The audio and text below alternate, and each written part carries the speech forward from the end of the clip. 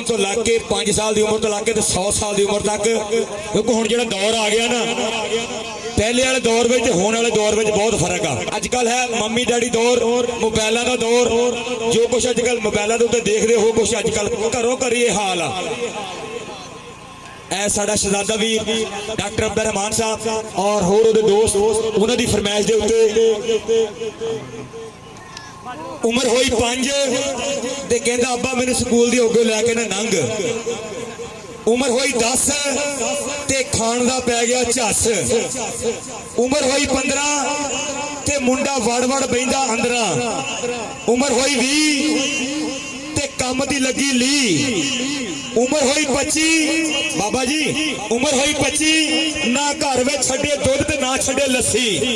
उम्र होई 30 ते कम नूं दिंदा पी। उम्र होई 35 हाथ विच कई ते मोढे ते गैंती। उम्र होई 40 हुण लड़दी आ बाबा जी, हुण लड़दी आ घर वाली।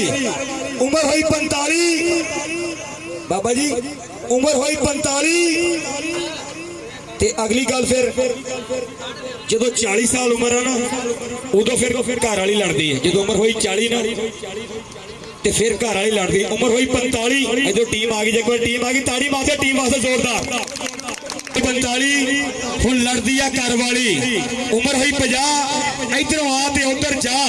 उम्र हुई 55 बाबा जी मुंडा हो गया सिर तो गंजा। उम्र हुई 60 ते गिट्टे गोडे गए घस। उम्र हुई 65 ना होवे सिट ते ना होवे स्टैंड। उम्र हुई 70 डॉक्टर मुबशर साहब बाबा जी हुण हो गया 71 72। उम्र हुई 75 ते फिर गल हो गई बेबत्तर।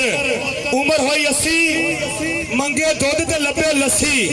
उम्र हुई 85 मुंडे नूं याद आउंदी मरी हुई मासी। उम्र हुई 90 ते मुंह बाबा जी गल कोई ना फब्बे। उम्र हुई 95 ते मुंडे नूं याद आउंदे आ मेले 96। उम्र हुई 100 कहंदे पवा मर ते पवा रो साडा कोई ठेका नहीं। ये क्योंकि 5 साल तो लाके 100 साल तक जिवें जिवें बीती जिवें जिवें हुंदी जिद्दां जिद्दां बंदा ये अपनी उम्र की सीढ़ी परवान चढ़दा इसे तरीके नाल जो हुंदा आ रहा जमाने दे विच इसे तरीके नाल